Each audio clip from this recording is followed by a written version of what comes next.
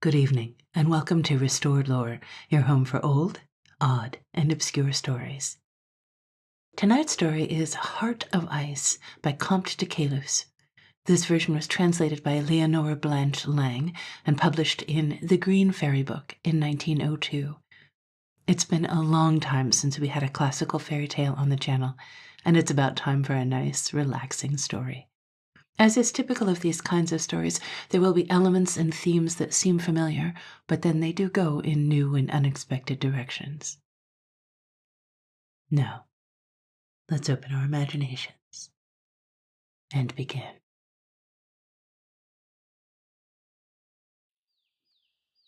Once upon a time, there lived a king and queen who were foolish beyond all telling, but nevertheless they were vastly fond of one another. It is true that certain spiteful people were heard to say that this was only one proof the more of their exceeding foolishness, but of course you will understand that those were not their own courtiers, since, after all, they were a king and queen, and up to this time all things had prospered with them. For in those days the one thing to be thought of in governing a kingdom was to keep well with all the fairies and enchanters, and on no account to stint them of the cakes, the ells of ribbon, and similar trifles which were their due, and, above all things, when there was a christening, to remember to invite every single one, good, bad, or indifferent, to the ceremony. Now, the foolish queen had one little son who was just going to be christened, and for several months she had been hard at work preparing an enormous list of the names of those who were to be invited. But she quite forgot that it would take nearly as long to read it over as it had taken to write it out. So, when the moment of the christening arrived, the king, to whom the task had been entrusted, had barely reached the end of the second page, and his tongue was tripping with fatigue and haste as he repeated the usual formula, "I conjure and pray you, fairy so-and-so, or enchanter such-a-one, to honor me with a visit and graciously bestow your gifts upon my son." To make matters worse, word was brought to him that the fairies asked on the first page had already arrived and were waiting impatiently in the great hall and grumbling that nobody was there to receive them. Thereupon he gave up the list in despair and hurried to greet those whom he had succeeded in asking, imploring their goodwill so humbly that most of them were touched and promised that they would do his son no harm. But there happened to be among them a fairy from a far country about whom they knew nothing, though her name had been written on the first page of the list. This fairy was annoyed that after having taken the trouble to come so quickly, there had been no one to receive her or to help her alight from the great ostrich on which she had traveled from her distant home, and now she began to mutter to herself in the most alarming way. "Oh, prate away," said she. "Your son will never be anything to boast of. Say what you will, he will be nothing but a mannikin." No doubt she would have gone on longer in this strain, and given the unhappy little prince half a dozen undesirable gifts, if it had not been for the good fairy Genesta, who held the kingdom under her special protection, and who luckily hurried in just in time to prevent further mischief. When she had, by compliments and entreaties, pacified the unknown fairy and persuaded her to say no more, she gave the king a hint that now was the time to distribute the presents, after which ceremony they all took their departure, excepting the fairy Genesta, who then went to see the queen, and said to her, "A nice mess you seem to have made of this business, madam. Why did you not condescend to consult me? But foolish people like you always think they can do without help or advice, and I observe that, in spite of all my goodness to you, you had not even the civility to invite me." "Ah, dear madam," cried the king, throwing himself at her feet. "Did I ever have time to get as far as your name? See where I put in this mark when I abandoned the hopeless undertaking which I had but just begun." "There, there," said the fairy. "I am not offended. I don't allow myself to be put out by trifles like that with people I really am fond of. But now, about your son. I have saved him from a great many disagreeable things, but you must let me take him away and take care of him, and you will not see him again until he is all covered with fur." At these mysterious words the king and queen burst into tears, for they lived in such a hot climate themselves that how or why the prince should come to be covered with fur they could not imagine, and thought it must portend some great misfortune to him.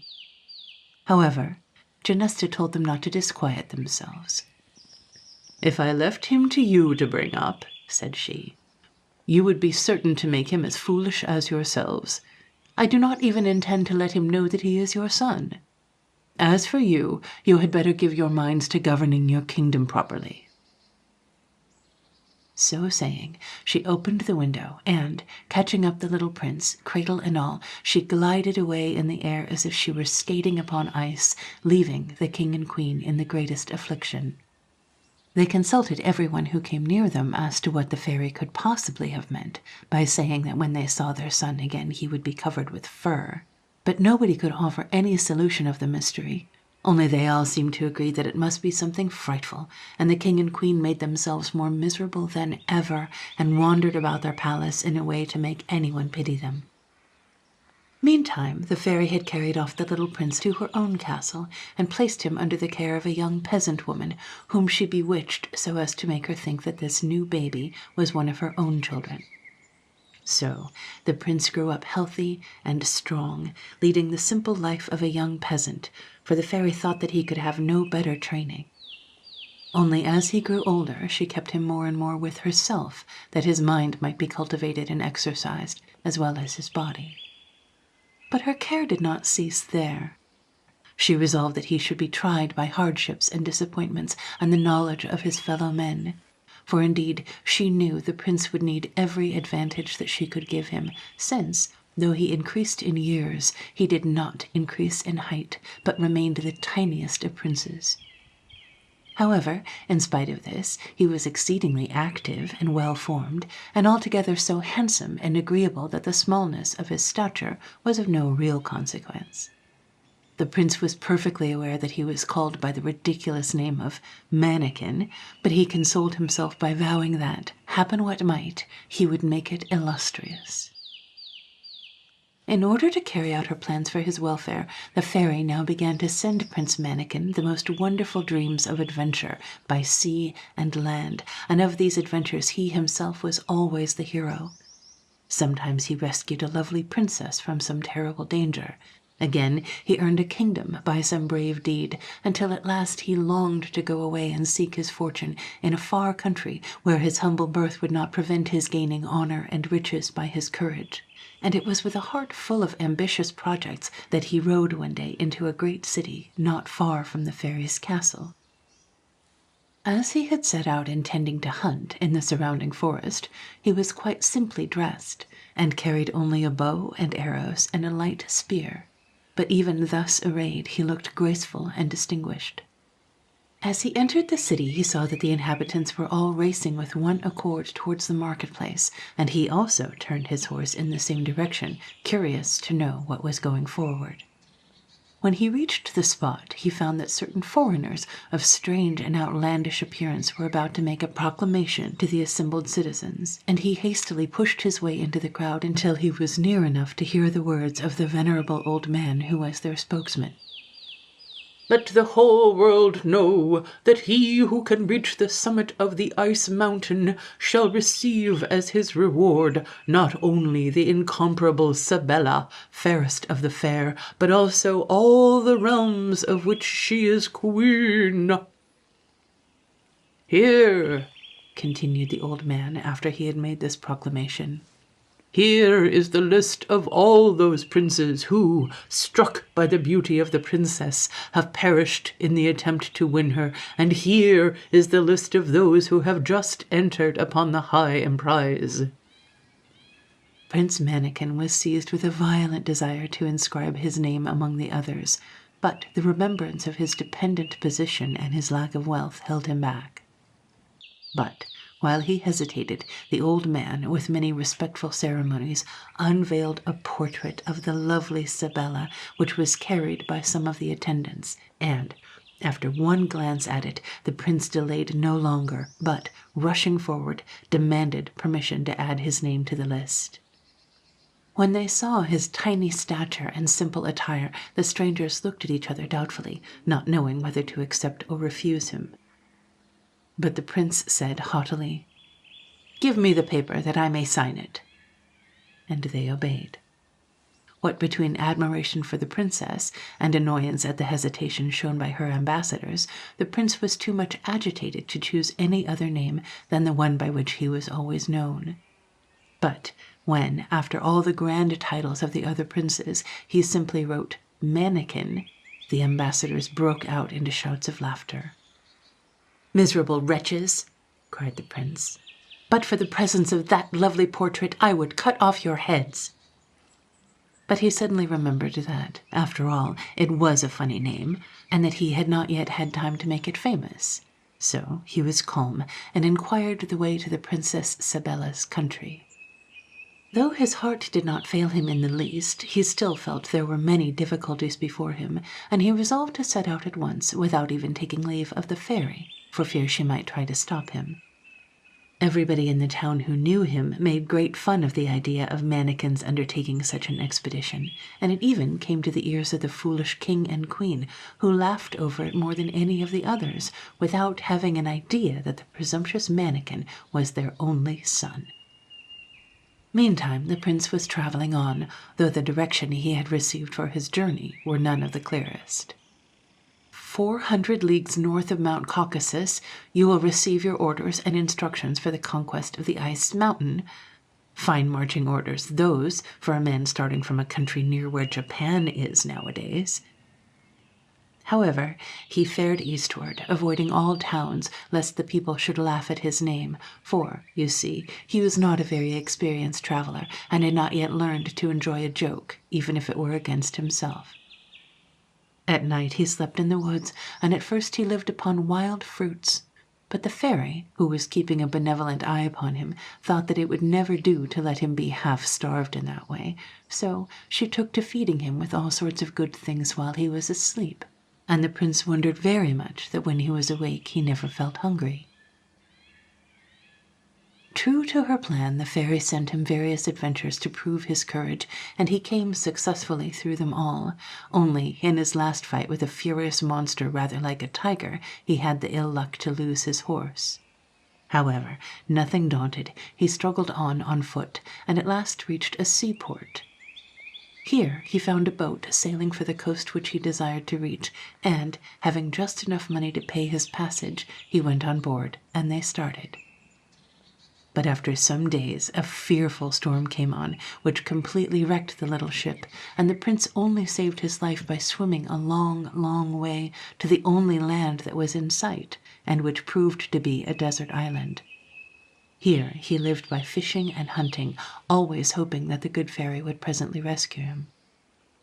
One day, as he was looking sadly out to sea, he became aware of a curious-looking boat which was drifting slowly toward the shore, and which presently ran into a little creek, and there stuck fast in the sand.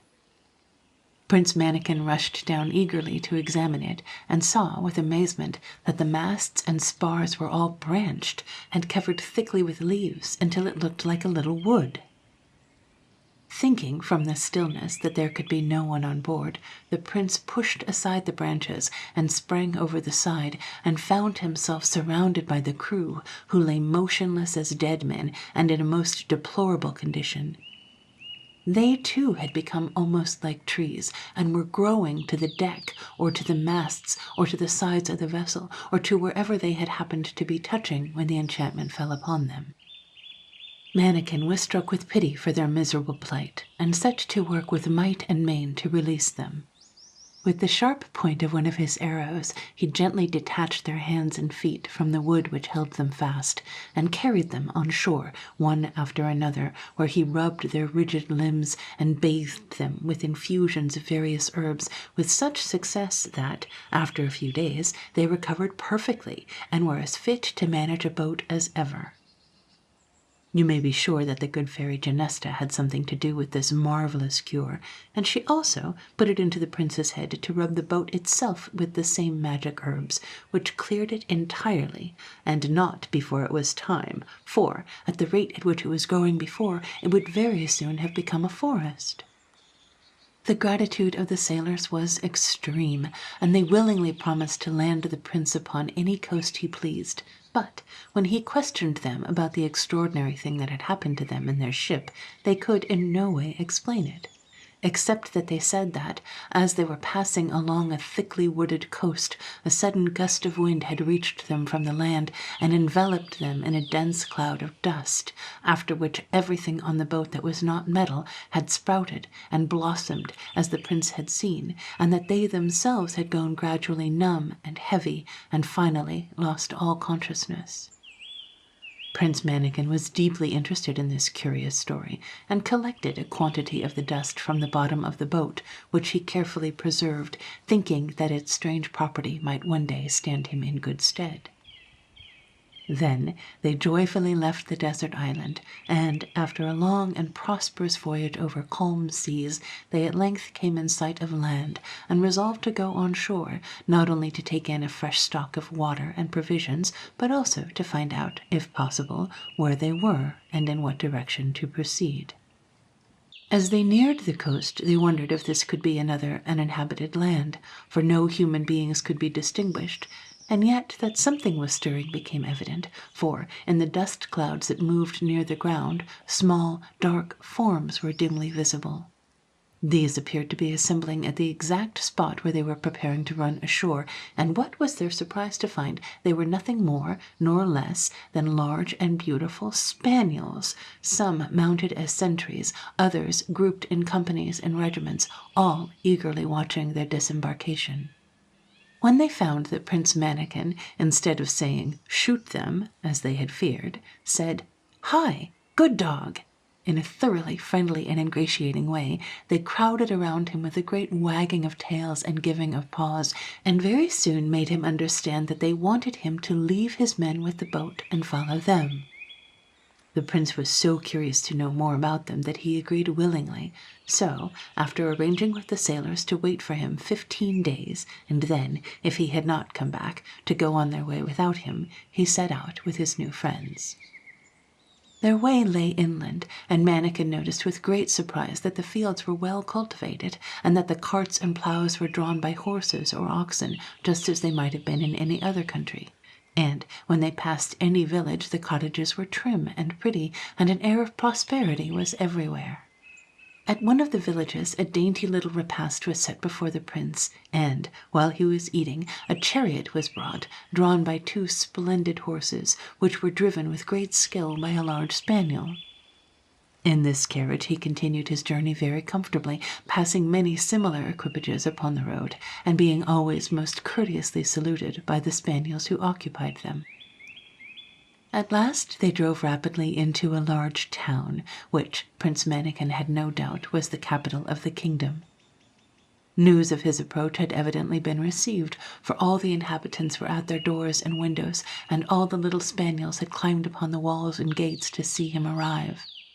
The prince was delighted with the hearty welcome they gave him, and looked round him with the deepest interest. After passing through a few wide streets, well paved, and adorned with avenues of fine trees, they drove into the courtyard of a grand palace, which was full of spaniels who were evidently soldiers.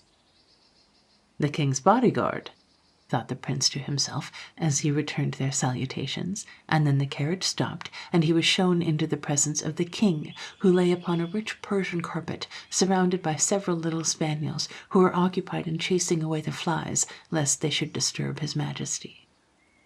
He was the most beautiful of all spaniels, with a look of sadness in his large eyes, which, however, quite disappeared as he sprang up to welcome Prince Mannikin with every demonstration of delight.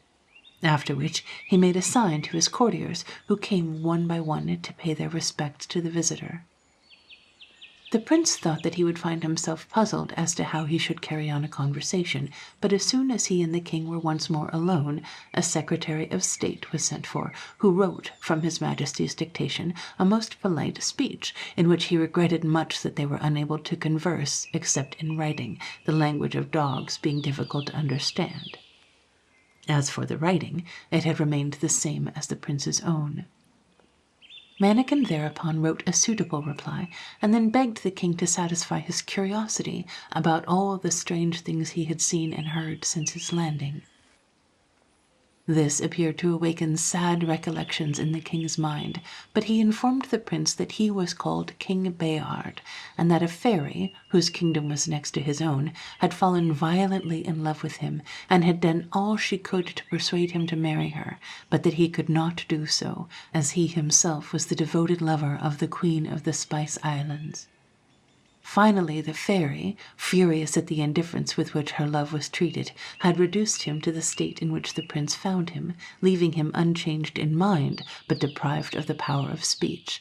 And, not content with wreaking her vengeance upon the king alone, she had condemned all his subjects to a similar fate, saying, "Bark and run upon 4 feet, until the time comes when virtue shall be rewarded by love and fortune."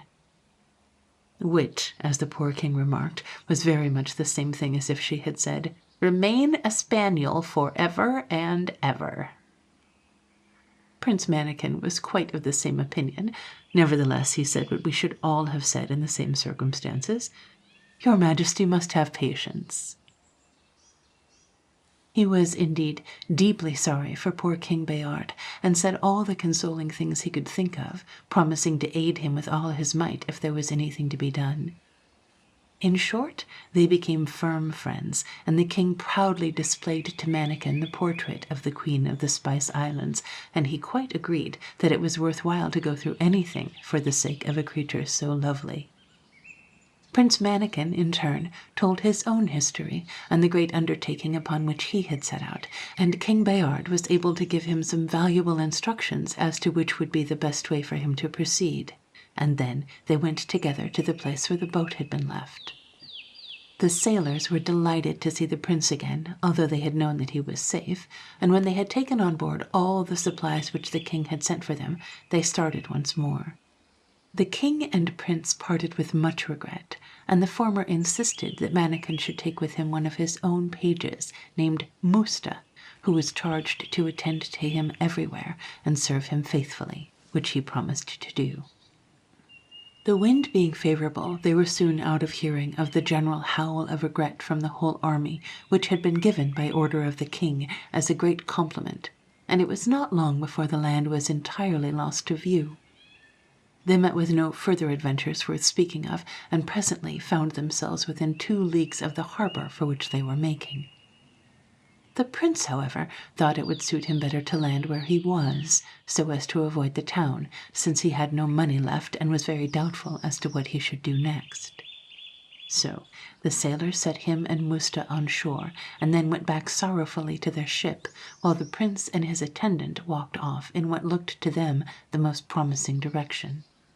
They soon reached a lovely green meadow on the border of a wood, which seemed to them so pleasant after their long voyage that they sat down to rest in the shade, and amused themselves by watching the gambols and antics of a pretty tiny monkey in the trees close by. The prince presently became so fascinated by it that he sprang up and tried to catch it, but it eluded his grasp and kept just out of arm's reach until it had made him promise to follow wherever it led him.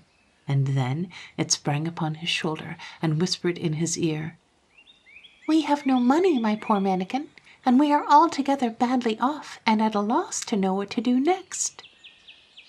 "Yes, indeed," answered the prince ruefully, "and I have nothing to give you, no sugar or biscuits or anything that you like, my pretty one." "Since you are so thoughtful for me, and so patient about your own affairs," said the little monkey, "I will show you the way to the Golden Rock, only you must leave Musta to wait for you here." Prince Mannikin agreed willingly, and then the little monkey sprang from his shoulder to the nearest tree, and began to run through the wood from branch to branch, crying, "Follow me!" This the prince did not find quite so easy, but the little monkey waited for him and showed him the easiest places, until presently the wood grew thinner, and they came out into a little clear grassy space at the foot of a mountain, in the midst of which stood a single rock about 10 feet high. When they were quite close to it, the little monkey said, "This stone looks pretty hard, but give it a blow with your spear and let us see what will happen." So the prince took his spear and gave the rock a vigorous dig, which split off several pieces and showed that, though the surface was thinly coated with stone, inside it was one solid mass of pure gold. Thereupon the little monkey said, laughing at his astonishment, "I make you a present of what you have broken off. Take as much of it as you think proper." The prince thanked her gratefully and picked up one of the smallest of the lumps of gold. As he did so, the little monkey was suddenly transformed into a tall and gracious lady who said to him, "If you are always as kind and persevering and easily contented as you are now, you may hope to accomplish the most difficult tasks. Go on your way, and have no fear that you will be troubled any more for lack of gold, for that little piece which you modestly chose shall never grow less, use it as much as you will. But that you may see the danger you have escaped by your moderation, come with me." So saying, she led him back into the wood by a different path, and he saw that it was full of men and women. Their faces were pale and haggard, and they ran hither and thither, seeking madly upon the ground or in the air, starting at every sound, pushing and trampling upon each other in their frantic eagerness to find their way to the golden rock. "You see how they toil," said the fairy. "But it is all of no avail. They will end by dying of despair, as hundreds have done before them." As soon as they had got back to the place where they had left Musta, the fairy disappeared, and the prince and his faithful squire, who had greeted him with every demonstration of joy, took the nearest way to the city. Here they stayed several days, while the prince provided himself with horses and attendants, and made many inquiries about the Princess Sibella and the way to her kingdom, which was still so far away that he could hear but little, and that of the vaguest description. But when he presently reached Mount Caucasus, it was quite a different matter. Here they seemed to talk of nothing but the Princess Sibella, and strangers from all parts of the world were traveling toward her father's court. The prince heard plenty of assurances as to her beauty and her riches, but he also heard of the immense number of his rivals and their power. One brought an army at his back, another had vast treasures, a third was as handsome and accomplished as it was possible to be, while, as to poor Mannikin, he had nothing but his determination to succeed, his faithful spaniel, and his ridiculous name, which last was hardly likely to help him, but, as he could not alter it, he wisely determined not to think of it any more. After journeying for 2 whole months, they came at last to Trelinton, the capital of the Princess Sibella's kingdom. And here he heard dismal stories about the ice mountain, and how none of those who had attempted to climb it had ever come back. He heard also the story of King Farda Kinbras, Sibella's father. It appeared that he, being a rich and powerful monarch, had married a lovely princess named Bourbantine, and they were as happy as the day was long, so happy that as they were out sledging one day, they were foolish enough to defy fate to spoil their happiness. "We shall see about that," grumbled an old hag, who sat by the wayside blowing her fingers to keep them warm. The king thereupon was very angry, and wanted to punish the woman, but the queen prevented him, saying, "Alas, sire, do not let us make bad worse. No doubt this is a fairy." "You're right there," said the old woman, and immediately she stood up, and as they gazed at her in horror, she grew gigantic and terrible. Her staff turned into a fiery dragon with outstretched wings, her ragged cloak to a golden mantle, and her wooden shoes to 2 bundles of rockets. "You are right there, and you will see what will come of your fine goings-on, and remember the fairy Gorgonzola." So saying, she mounted the dragon and flew off, the rockets shooting in all directions and leaving long trails of sparks. In vain did Farda Kinbras and Bourbantine beg her to return, and endeavor by their humble apologies to pacify her. She never so much as looked at them, and was very soon out of sight, leaving them a prey to all kinds of dismal forebodings. Very soon after this, the queen had a little daughter, who was the most beautiful creature ever seen. All the fairies of the north were invited to her christening and warned against the malicious Gorgonzola. She also was invited, but she neither came to the banquet nor received her present. But as soon as all the others were seated at table, after bestowing their gifts upon the little princess, she stole into the palace, disguised as a black cat, and hid herself under the cradle until the nurses and the cradle rockers had all turned their backs, and then she sprang out and, in an instant, had stolen the little princess's heart and made her escape, only being chased by a few dogs and scullions on her way across the courtyard. Once outside, she mounted her chariot and flew straight away to the North Pole, where she shut up her stolen treasure on the summit of Ice Mountain and surrounded it with so many difficulties that she felt quite easy about its remaining there as long as the princess lived, and then she went home, chuckling at her success. As to the other fairies, they went home after the banquet without discovering that anything was amiss, and so the king and queen were quite happy. Sabella grew prettier day by day. She learned everything a princess ought to know without the slightest trouble, and yet something always seemed lacking to make her perfectly charming. She had an exquisite voice, but whether her songs were grave or gay it did not matter. She did not seem to know what they meant, and everyone who heard her said, "She certainly sings perfectly, but there is no tenderness, no heart in her voice." Poor Sabella. How could there be when her heart was far away on the ice mountains? And it was just the same with all the other things that she did. As time went on, in spite of the admiration of the whole court and the blind fondness of the king and queen, it became more and more evident that something was fatally wrong. For those who love no one cannot long be loved, and at last the king called a general assembly and invited the fairies to attend, that they might, if possible, find out what was the matter. After explaining their grief as well as he could, he ended by begging them to see the princess for themselves. "It is certain," said he, "that something is wrong. What it is I don't know how to tell you, but in some way your work is imperfect." They all assured him that, so far as they knew, everything had been done for the princess, and they had forgotten nothing that they could bestow on so good a neighbor as the king had been to them. After this they went to see Sabella, but they had no sooner entered her presence than they cried with one accord, "Oh, horror! She has no heart!" On hearing this frightful announcement, the king and queen gave a cry of despair and entreated the fairies to find some remedy for such an unheard-of misfortune. Thereupon the eldest fairy consulted her book of magic, which she always carried about with her, hung to her girdle by a thick silver chain, and there she found out at once that it was Gorgonzola who had stolen the princess's heart, and also discovered what the wicked old fairy had done with it. "What shall we do? What shall we do?" cried the king and queen in one breath. "You must certainly suffer much annoyance from seeing and loving Sabella, who is nothing but a beautiful image," replied the fairy.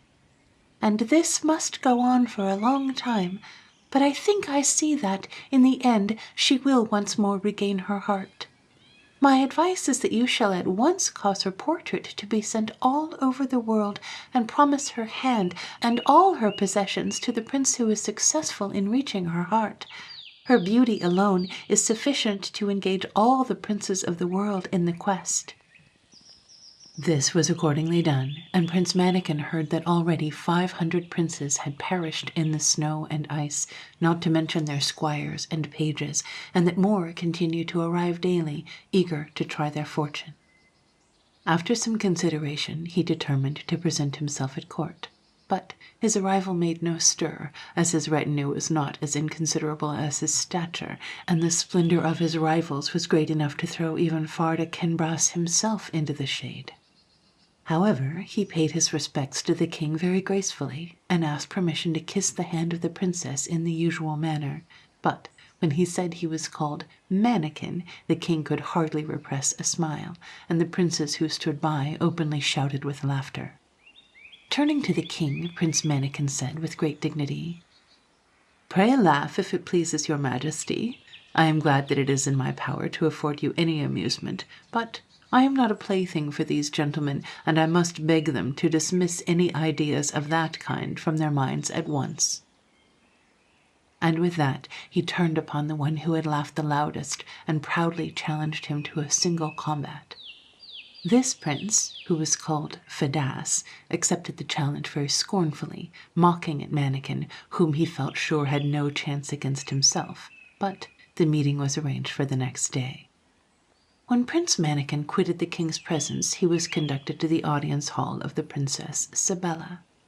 The sight of so much beauty and magnificence almost took his breath away for an instant, but, recovering himself with an effort, he said, "Lovely princess, irresistibly drawn by the beauty of your portrait, I come from the other end of the world to offer my services to you. My devotion knows no bounds, but my absurd name has already involved me in a quarrel with one of your courtiers. Tomorrow I am to fight this ugly, overgrown prince, and I beg you to honor the combat with your presence, and prove to the world that there is nothing in a name, and that you deign to accept Mannikin as your knight."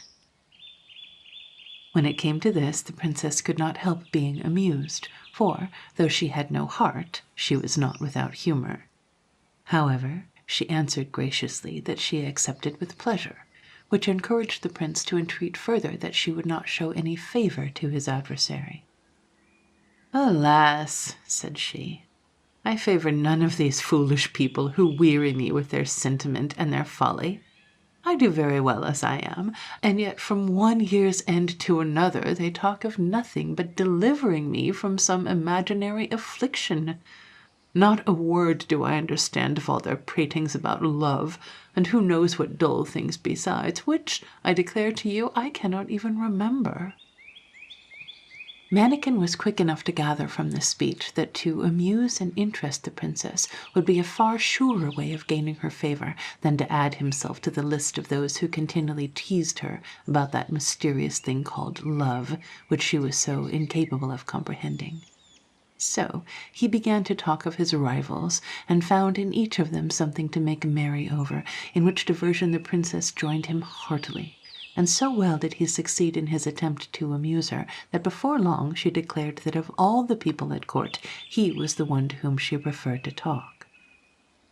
The following day, at the time appointed for the combat, when the king, the queen, and the princess had taken their places, and the whole court and the whole town were assembled to see the show, Prince Fadasse rode into the lists magnificently armed and accoutred, followed by 24 squires and 100 men-at-arms, each one leading a splendid horse, while Prince Mannikin entered from the other side, armed only with his spear and followed by the faithful Mousta.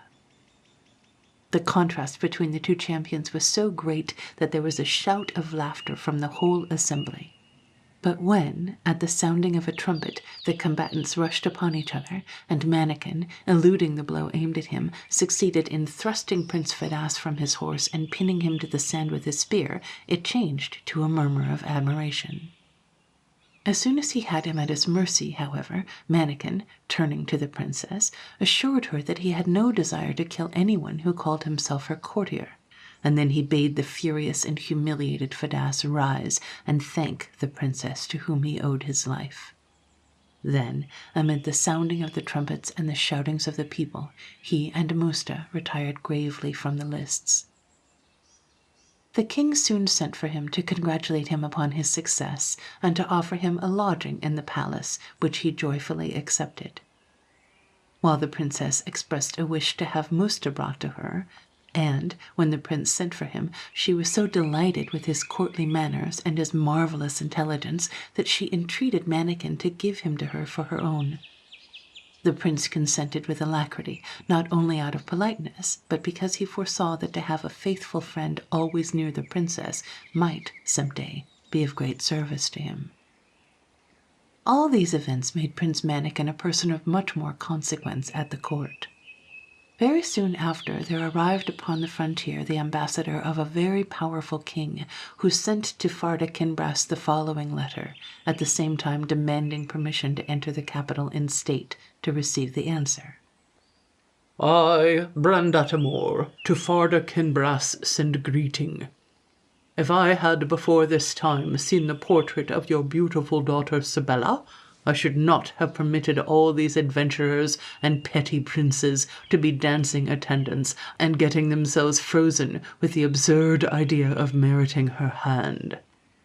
For myself, I am not afraid of any rivals, and now I have declared my intention of marrying your daughter, no doubt they will at once withdraw their pretensions. My ambassador has orders, therefore, to make arrangements for the princess to come and be married to me without delay, for I attach no importance at all to the farrago of nonsense which you have caused to be published all over the world about this ice mountain.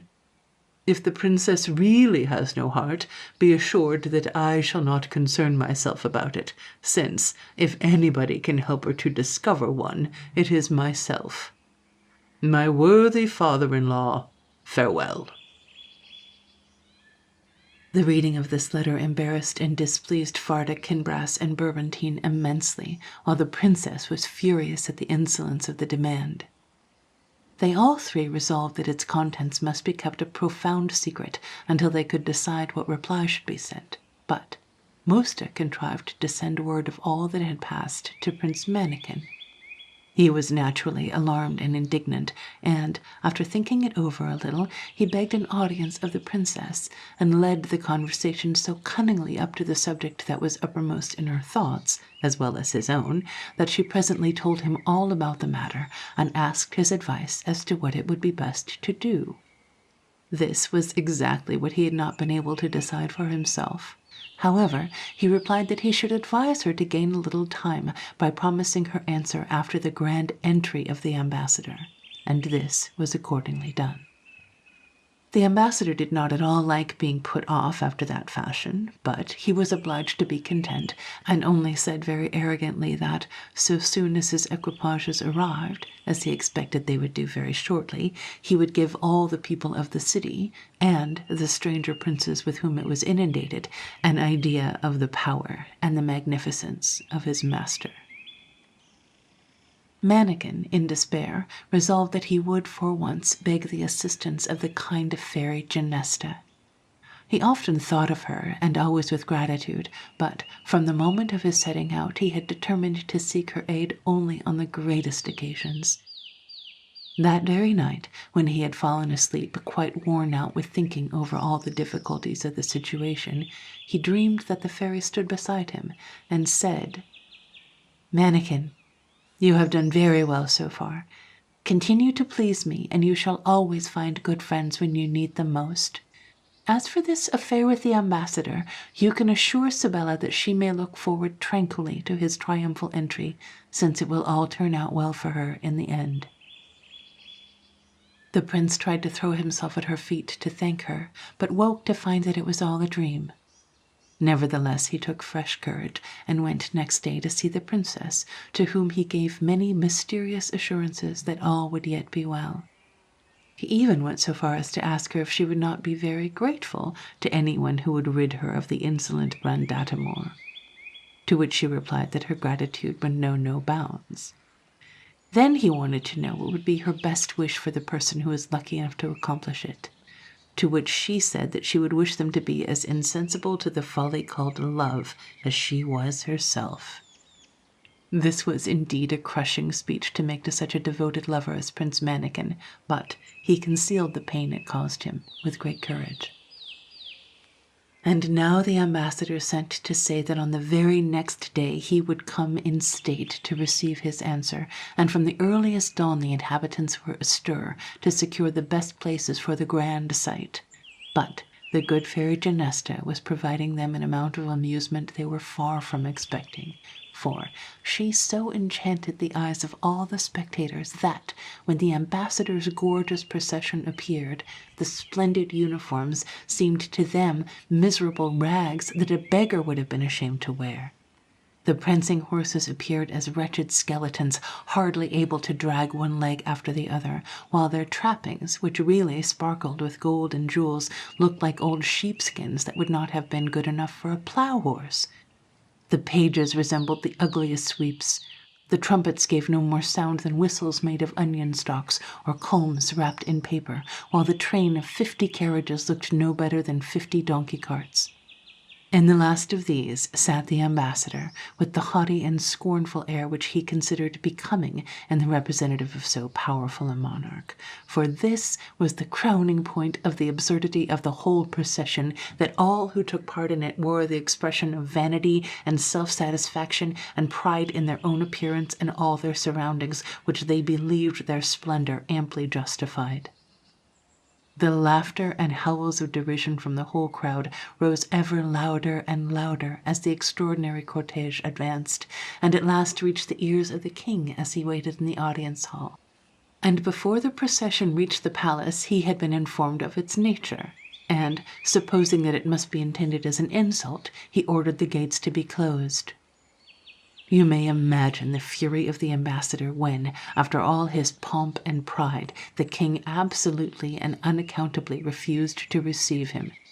He raved wildly both against king and people, and the cortege retired in great confusion, jeered at and pelted with stones and mud by the enraged crowd. It is needless to say that he left the country as fast as horses could carry him, but not before he had declared war, with the most terrible menaces, threatening to devastate the country with fire and sword. Some days after this disastrous embassy, King Bayard sent courtiers to Prince Manikin with a most friendly letter, offering his services in any difficulty, and inquiring with the deepest interest how he fared. Manikin at once replied, relating all that had happened since they parted, not forgetting to mention the event which had just involved Farda Kinbrass and Brandatimor in this deadly quarrel, and he ended by entreating his faithful friend to dispatch a few thousands of his veteran spaniels to his assistance. Neither the king, the queen, nor the princess could in the least understand the amazing conduct of Brandatimor's ambassador. Nevertheless, the preparations for the war went forward briskly, and all the princes who had not gone on toward the ice mountain offered their services, at the same time demanding all the best appointments in the king's army. Manikin was one of the first to volunteer, but he only asked to go as an aide-de-camp to the commander-in-chief, who was a gallant soldier and celebrated for his victories. As soon as the army could be got together, it was marched to the frontier, where it met the opposing force headed by Brandatimor himself, who was full of fury, determined to avenge the insult to his ambassador and to possess himself of the Princess Sibella. All the army of Farda Kinbrass could do, being so heavily outnumbered, was to act upon the defensive, and before long Manikin won the esteem of the officers for his ability, and of the soldiers for his courage and care for their welfare, and in all the skirmishes which he conducted he had the good fortune to vanquish the enemy. At last Brandatimor engaged the whole army in a terrific conflict, and though the troops of Farda Kinbrass fought with desperate courage, their general was killed, and they were defeated and forced to retreat with immense loss. Manikin did wonders, and 6 times turned the retreating forces and beat back the enemy, and afterwards he collected troops enough to keep them in check until, the severe winter setting in, put an end to hostilities for a while. He then returned to the court, where consternation reigned. The king was in despair at the death of his trusty general, and ended by imploring Manikin to take the command of his army, and his counsel was followed in all the affairs of the court. He followed up his former plan of amusing the princess, and on no account reminding her of that tedious thing called love, so that she was always glad to see him, and the winter slipped by gaily for both of them. The prince was all the while secretly making plans for the next campaign. He received private intelligence of the arrival of a strong reinforcement of spaniels, to whom he sent orders to post themselves along the frontier without attracting attention, and, as soon as he possibly could, he held a consultation with their commander, who was an old and experienced warrior. Following his advice, he decided to have a pitched battle as soon as the enemy advanced, and this Brandatimor lost not a moment in doing, as he was perfectly persuaded that he was now going to make an end of the war and utterly vanquish Farda Kinbrass. But No sooner had he given the order to charge than the spaniels, who had mingled with his troops unperceived, leapt each upon the horse nearest him, and not only threw the whole squadron into confusion by the terror they caused, but, springing at the throats of the riders, unhorsed many of them by the suddenness of their attack. Then, turning the horses to the rear, they spread consternation everywhere, and made it easy for Prince Mannikin to gain a complete victory. He met Brandadamore in single combat and succeeded in taking him prisoner, but he did not live to reach the court to which Mannikin had sent him. His pride killed him at the thought of appearing before Sibella under these altered circumstances. In the meantime, Prince Fedas and all the others who had remained behind were setting out with all speed for the conquest of the Ice Mountain, being afraid that Prince Mannikin might prove as successful in that as he seemed to be in everything else, and when Mannikin returned he heard of it with great annoyance. True, he had been serving the princess, but she only admired and praised him for his gallant deeds, and seemed no whit nearer bestowing on him the love he so ardently desired, and all the comfort Musta could give him on the subject was that at least she loved no one else, and with that he had to content himself. But he determined that, come what might, he would delay no longer, but attempt the great undertaking for which he had come so far. When he went to take leave of the king and queen, they entreated him not to go, as they had just heard that Prince Fedas and all who accompanied him had perished in the snow. But he persisted in his resolve. As for Sibella, she gave him her hand to kiss with precisely the same gracious indifference as she had given it to him the first time they met. It happened that this farewell took place before the whole court, and so great a favourite had Prince Mannikin become that they were all indignant at the coldness with which the princess treated him. Finally the king said to him, "Prince, you have constantly refused all the gifts which, in my gratitude for your invaluable services, I have offered to you. But I wish the princess to present you with her cloak of marten's fur, and that I hope you will not reject." Now, this was a splendid fur mantle, which the princess was very fond of wearing, not so much because she felt cold, as that its richness set off to perfection the delicate tints of her complexion and the brilliant gold of her hair. However, she took it off, and with graceful politeness begged Prince Mannikin to accept it, which, you may be sure, he was charmed to do, and, taking only this and a little bundle of all kinds of wood, and accompanied by only 2 spaniels out of the 50 who had stayed with him when the war was ended, he set forth, receiving many tokens of love and favour from the people in every town he passed through. At the last little village he left his horse behind him, to begin his toilful march through the snow, which extended, blank and terrible, in every direction as far as the eye could see. Here he had appointed to meet the other 48 spaniels, who received him joyfully, and assured him that, happen what might, they would follow him and serve him faithfully. And so they started, full of heart and hope. At first there was a slight track, difficult but not impossible to follow, but this was soon lost, and the pole star was their only guide. When the time came to call a halt, the prince, who had, after much consideration, decided on his plan of action, caused a few twigs from the bundle he had brought with him to be planted in the snow, and then he sprinkled over them a pinch of the magic dust he had collected from the enchanted boat. To his great joy they instantly began to sprout and grow, and in a marvellously short time the camp was surrounded by a perfect grove of trees of all sorts, which blossomed and bore ripe fruit, so that all their wants were easily supplied, and they were able to make huge fires to warm themselves. The prince then sent out several spaniels to reconnoitre, and they had the good luck to discover a horse laden with provisions stuck fast in the snow. They at once fetched their comrades and brought the spoil triumphantly into the camp, and, as it consisted principally of biscuits, not a spaniel among them went supperless to sleep.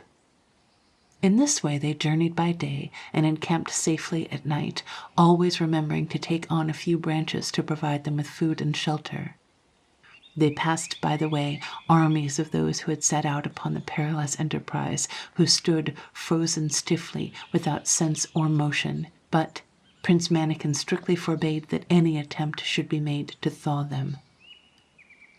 So they went on and on for more than 3 months, and day by day the ice mountain, which they had seen for a long time, grew clearer, until at last they stood close to it and shuddered at its height and steepness.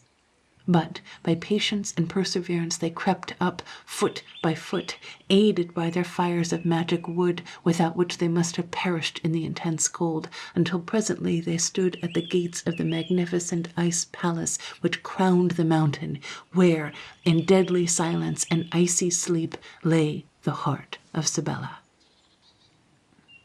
Now the difficulty became immense, for if they maintained enough heat to keep themselves alive, they were in danger every moment of melting the blocks of solid ice of which the palace was entirely built, and bringing the whole structure down upon their heads. But cautiously and quickly they traversed courtyards and halls until they found themselves at the foot of a vast throne, where, upon a cushion of snow, lay an enormous and brilliantly sparkling diamond which contained the heart of the lovely Princess Sibella. Upon the lowest step of the throne was inscribed in icy letters, "Whosoever thou art, by courage and virtue canst win the heart of Sibella, enjoy peacefully the good fortune which thou hast richly deserved." Prince Mannikin bounded forward, and had just strength left to grasp the precious diamond which contained all he coveted in the world, before he fell insensible upon the snowy cushion. But his good spaniels lost no time in rushing to the rescue, and between them they bore him hastily from the hall, and not a moment too soon, for all around them they heard the clang of the falling blocks of ice as the fairy palace slowly collapsed under the unwonted heat. Not until they reached the foot of the mountain did they pause to restore the prince to consciousness, and then his joy to find himself the possessor of Sibella's heart knew no bounds. With all speed they began to retrace their steps, but this time the happy prince could not bear the sight of his defeated and disappointed rivals, whose frozen forms lined his triumphant way. He gave orders to his spaniels to spare no pains to restore them to life, and so successful were they that day by day his train increased, so that by the time he got back to the little village where he had left his horse, he was escorted by 500 sovereign princes, and knights and squires without number, and he was so courteous and unassuming that they all followed him willingly, anxious to do him honor. But then he was so happy and blissful himself that he found it easy to be at peace with all the world.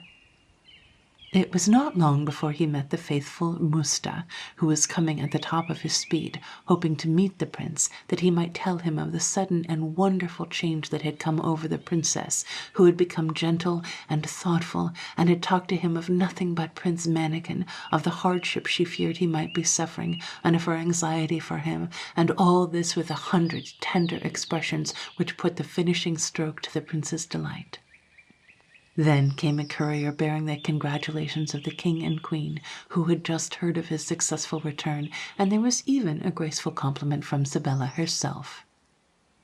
The prince sent Musta back to her, and he was welcomed with joy, for was he not her lover's present? At last the travellers reached the capital, and were received with regal magnificence. Farda, Kinbrass, and Bourbantine embraced Prince Mannikin, declaring that they regarded him as their heir and the future husband of the princess, to which he replied that they did him too much honor. And then he was admitted into the presence of the princess, who, for the first time in her life, blushed as he kissed her hand, and could not find a word to say. But the prince, throwing himself on his knees beside her, held out the splendid diamond, saying, "Madam, this treasure is yours, since none of the dangers and difficulties I have gone through have been sufficient to make me deserve it." "Ah, Prince," said she, "if I take it, it is only that I may give it back to you, since truly it belongs to you already." At this moment in came the king and queen, and interrupted them by asking all the questions imaginable, and not infrequently the same over and over again. It seems that there is always one thing that is sure to be said about an event by everybody, and Prince Mannikin found that the question which he was asked by more than 1,000 people on this particular occasion was, "Didn't you find it very cold?" The king had come to request Prince Mannikin and the princess to follow him to the council chamber, which they did, not knowing that he meant to present the prince to all the nobles assembled there as his son-in-law and successor. But when Mannikin perceived his intention, he begged permission to speak first, and told his whole story, even to the fact that he believed himself to be a peasant's son. Scarcely had he finished speaking when the sky grew black, the thunder growled, and the lightning flashed, and in a blaze of light the good fairy Genesta suddenly appeared. Turning to Prince Mannikin, she said, "I am satisfied with you, since you have shown not only courage, but a good heart." Then she addressed King Farda Kinbrass and informed him of the real history of the prince, and how she had determined to give him the education she knew would be best for a man who was to command others. "You have already found the advantage of having a faithful friend," she added to the prince. "And now you will have the pleasure of seeing King Bayard and his subjects regain their natural forms as a reward for his kindness to you." Just then arrived a chariot drawn by eagles, which proved to contain the foolish king and queen, who embraced their long-lost son with great joy, and were greatly struck with the fact that they did indeed find him covered with fur. While they were caressing Isabella and wringing her hands, which is a favorite form of endearment with foolish people, chariots were seen approaching from all points of the compass, containing numbers of fairies. "Sire," said Genesta to Farda Kinbrass, "I have taken the liberty of appointing your court as a meeting place for all the fairies who could spare the time to come, and I hope you can arrange to hold the great ball, which we have once in 100 years, on this occasion." The king, having suitably acknowledged the honor done to him, was next reconciled to Gorgonzola, and they two presently opened the ball together. The fairy Marcentine restored their natural forms to King Bayard and all his subjects, and he appeared once more as handsome a king as you could wish to see. One of the fairies immediately dispatched her chariot for the Queen of the Spice Islands, and their wedding took place at the same time as that of Prince Mannikin and the lovely and gracious Sibella. They lived happily ever afterwards, and their vast kingdoms were presently divided between their children. The prince, out of grateful remembrance of the Princess Sibella's first gift to him, bestowed the right of bearing her name upon the most beautiful of the martens, and that is why they are called sables to this day.